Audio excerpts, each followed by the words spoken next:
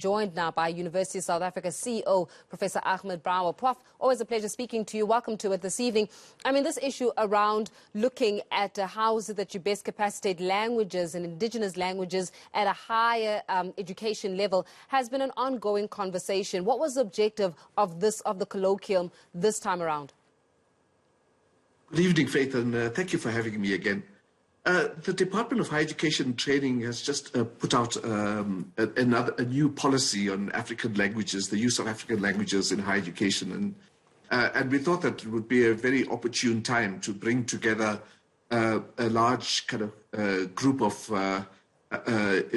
specialists and vice chancellors and deputy vice chancellors and so on to come together and to interrogate the new policy, but also to come to grips with what the challenges are facing higher education in terms of bringing to the fore, the importance of using our African languages for academic discourse and so on.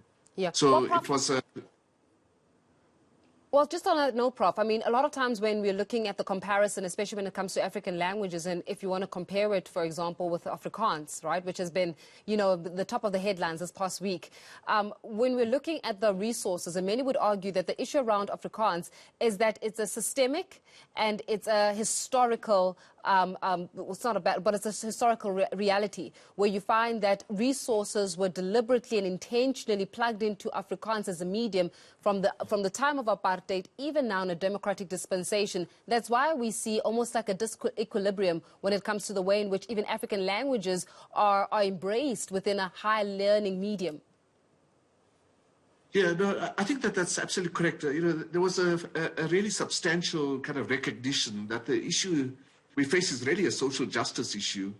It's really about saying, how do we ensure that the African languages are given every opportunity to grow and develop so that they can be used in the same way that English and Afrikaans are used for academic discourse. In some senses, this is really also about the long-term growth and sustainability of our African languages, that they need to be brought into the complex language use, if you like, so that they can grow and develop. Otherwise, over a period of the next 20, 50 years, we might find that those languages erode, if you like. So it is very much a social justice issue, but also in another way, which is that, we are a society that is that has multiple kind of knowledge systems operating within it, knowledge systems that coincide, in a single society and that cohabit the lives of our people. And many of the knowledge systems that exist are intimately interwoven with African languages, if you like. So it's also about bringing those knowledge systems into conversation with each other at our universities and elsewhere. Yeah. Take us through, Prof, what stands out for you when it comes to this new language policy framework? Because, not to be a pessimist, we do know that South Africa is absolutely iconic for coming up with policy, but we're absolutely terrible at the implementation of the very same policies we come up with. So just take us through exactly, for you, what stands out and how exactly implementable, which perhaps is the real focus here, how can we possibly implement some of these, items on the policy framework? No, that was a very big part of the discussion, and I think that there's a very clear understanding that unless there's a proper resourcing of this enterprise, it's just not going to work, right? So we were very fortunate to have members of the Department of Higher Education and Training at the meeting as well, and both speakers from DHET made clear, in fact, that there would be positive steps taken to try and ensure that this is properly resourced, if you like. I should just take a step back, Faith, and say that, one of the most heartwarming things about the meeting was just to get to receive inputs from universities themselves about the fantastic work that's going on in our universities, in this area. And I think that we are on a path now, which is not a path that can be reversed anymore, an irreversible path to entrenching, research and kind of the experimentation of the use of African languages in teaching and learning. I don't think that we can reverse this path, if you like. Yeah.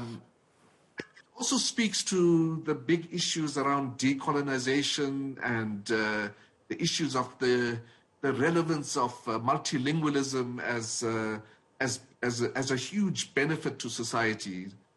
So it's really about understanding that this is not just about a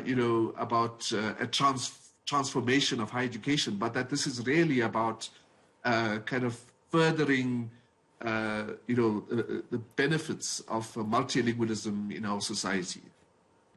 I mean, when you're talking also about how do we diversify the languages in our society and give equal resourcing to the best of our ability, is there political will to do so? It's one thing for universities to have this conversation. It's one thing for government to come up with policy. It's another thing to actually put behind the money for it.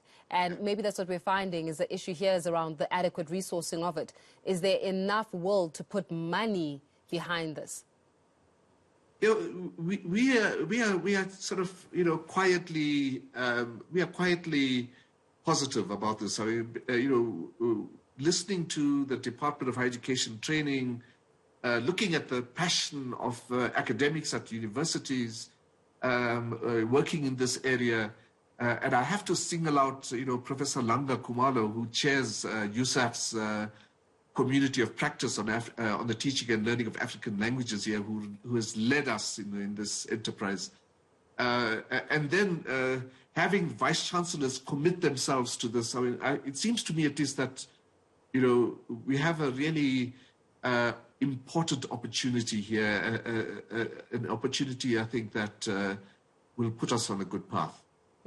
I hope so too, Prof, that we will be put on a good path. More than anything else, that we'll have the backing needed. Universities of South Africa CEO, Professor Ahmed Bawa, giving us the latest on that matter. Thanks so much for your time this evening.